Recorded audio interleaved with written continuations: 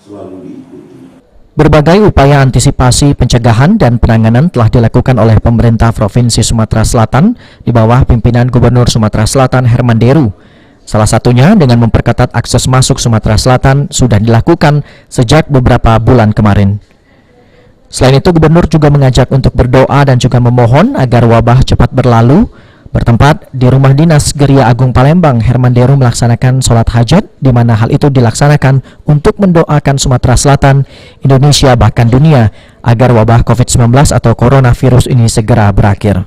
Dalam sambutannya, Herman Deru menyampaikan segala upaya sudah dilakukan untuk memutus mata rantai penyebaran virus ini.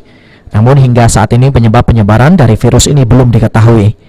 Dirinya mengajak masyarakat agar ikut serta membantu pemerintah dalam pencegahan penyebaran wabah COVID-19, diantaranya dengan berdiam diri di rumah, menjaga pola makan, menjaga kebersihan, serta melengkapi peralatan APD jika melakukan aktivitas di luar rumah saat genting. Herman Deru mengatakan saat ini Sumatera Selatan sudah ada 5 orang yang dinyatakan PDP atau terkonfirmasi terpapar COVID-19 dan 2 diantaranya meninggal dunia. Diharapkan dengan mengikuti anjuran serta aturan dari pemerintah, masyarakat dapat melawan penyebaran pandemi COVID-19. Selalu diikuti. Meskipun juga Sumatera Selatan yang dengan sampai saat ini sudah terdampak 5 saudara kita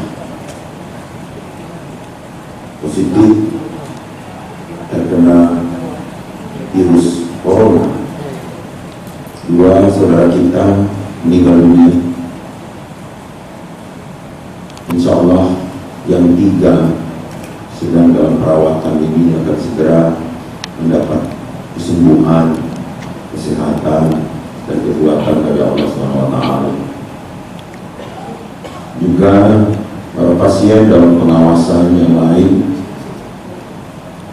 kita memohon kepada Sang Pencipta Allah SWT untuk juga diberikan kesehatan dan kekuatan. Adi Sunandar, PAL TV.